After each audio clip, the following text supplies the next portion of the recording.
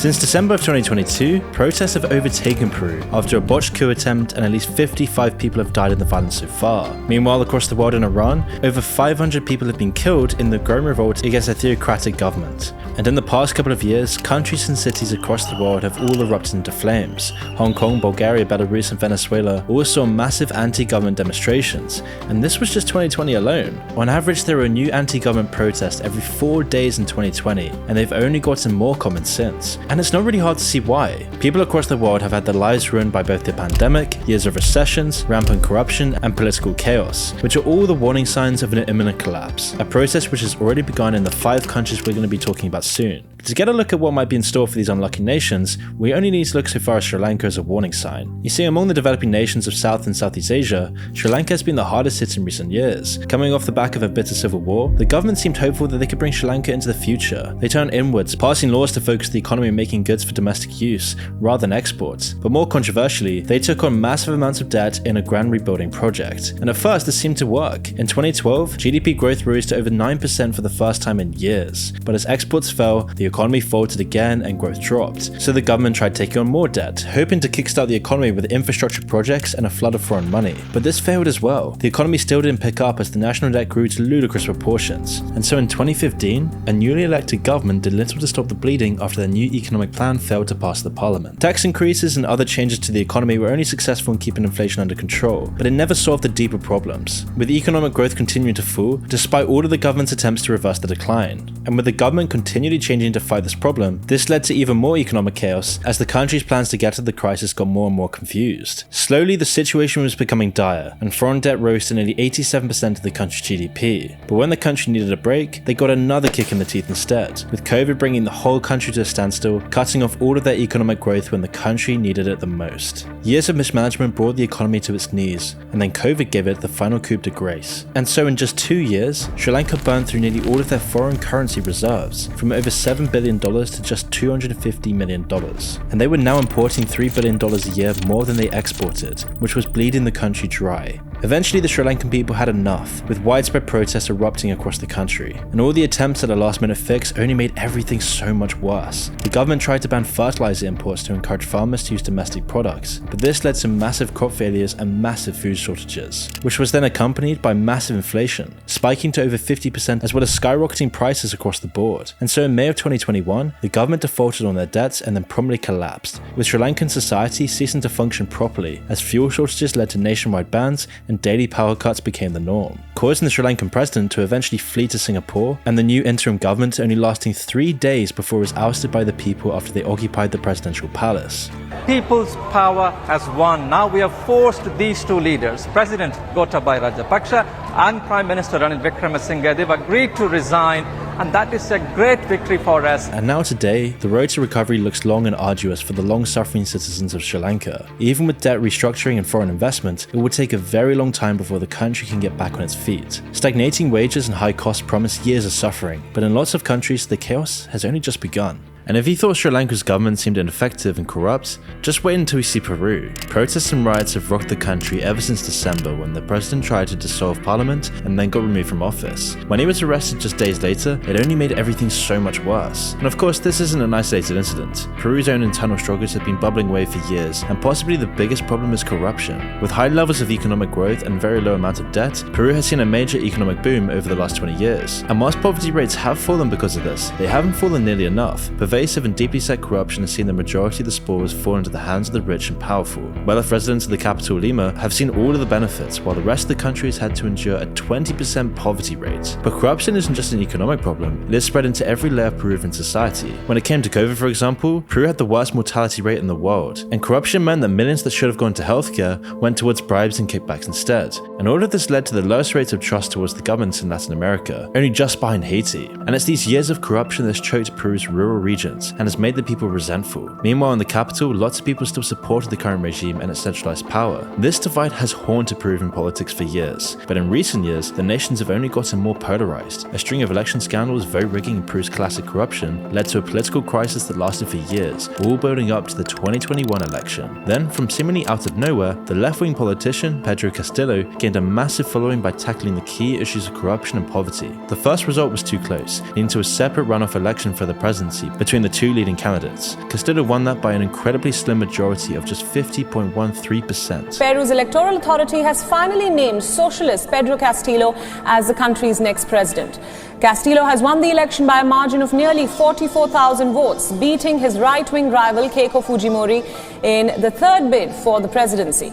But even though he was now the president, he had no control over the government. The real power lies with Congress, which is still mostly made up of his rivals. Soon it became clear that Castillo couldn't deliver on any of his promises. Then he got caught up in a corruption scandal and failed to deal with the rising cost of Peru's poorest citizens. He was just another politician, it seemed. Seeing no other options, Castillo moved to seize power by dissolving Congress. But it was a desperate and ill-fated attempt. And after his cabinet members resigned and Castillo tried to flee to Mexico, he was promptly arrested, which eventually led to months of protests, which are still happening today. I mean, recently it's gotten so bad that Machu Picchu was closed indefinitely because of the violence, and for now the government has been able to stay in power by fighting and killing the protesters. But if this chaos continues, it won't survive for very long. Even before COVID and the recessions, Peru was struggling to keep itself together, but these outside pressures have pushed Peru to the brink of collapse.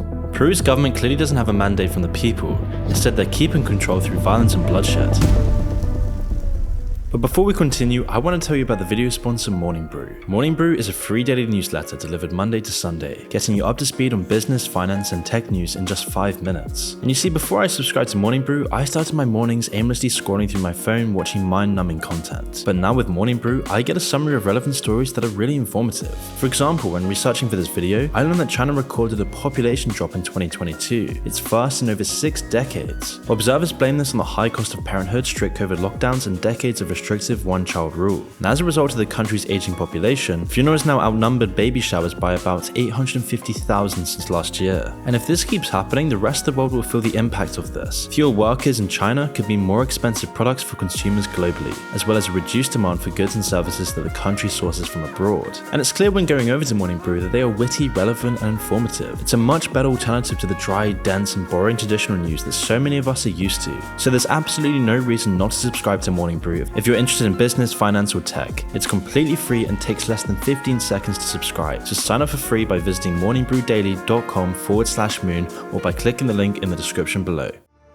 Myanmar gives us a window into what Peru's current problems could quickly devolve into if left unchecked. You see, ever since they wrestled with independence from the British, Myanmar has been under the yoke of a military dictatorship. And over the last few decades, they have controlled Myanmar's government either indirectly or by force, smothering any democratic reforms wherever they spring up. And throughout this period, Myanmar's people have been given glimpses of real democracy, most recently in the 2020 election. Funnily enough, when people were finally given a choice, the pro-democracy party won in an absolute landslide. And so very quickly the military realized they were losing their grip on power. And so they played nice at first, telling the public that they would honor the constitution and step back from power. But after just a few months, a coup was underway. Black vans and armored cars moved in to arrest key members of the pro-democracy party, including the new president. And once they were in power, the new junta declared martial law, banned gatherings of more than 5 people, shut down social media, and announced a new emergency government. And needless to say, the people weren't all too happy about this. Immediately, protests erupted across the nation and in the largest cities, but the military cracked down hard, which is why after a few months of violence and bloodshed, the crowds eventually died down and disappeared. But the resistance hadn't gone away completely, it just moved underground. And ever since the coup, young freedom fighters have launched a guerrilla war from the jungles in the north. And this war is running alongside the junta's other military operations in the east, where has been oppressing and massacring a Muslim minority called the Rohingya. You see, over the course of the coup, over 2,500 people have died at the hands of Myanmar's police and soldiers. And because of the resulting civil war, over 600,000 people have been forced to flee their homes. But this political violence overshadows other deep problems in Myanmar, like poverty. The junta is only able to keep themselves in power by impoverishing their people, a tactic which they perfected over decades of rule.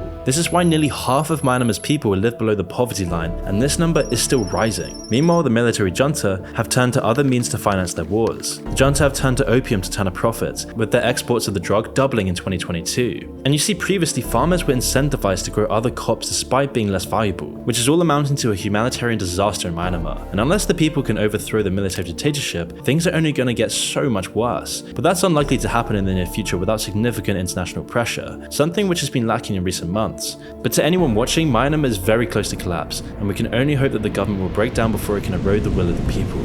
But whilst Myanmar's freedom movement seems to have calcified into a long war of attrition, Iran's democratic wave has only just gotten started. Similar to Myanmar, Iran has been under the thumb of a totalitarian regime for decades now. Ever since the late 70s after a violent revolution, Iran has been governed as an extreme theocracy. Women's rights were ground down to nothing, whilst a small majority of religious leaders took all the power for themselves. And over the years, this regime has become one of the most oppressive in the world by restricting basic rights and executing anybody that they want. Now, there have been some major protests in the past, but none of them were a credible threat to the regime's security. For example, in 2009, millions took to the streets to protest a rigged election, but the movement failed to gain any real momentum with the working class people. Then, in the late 2010s, more protests were held over major economic problems, but this time the middle classes weren't very engaged. It was only until 2022 that we finally saw a united front. Outrage over the killing of a 22-year-old woman in September for not covering her hair led to violence in the streets and the regime cracking down with lethal force. But this only incentivized more protests, and soon enough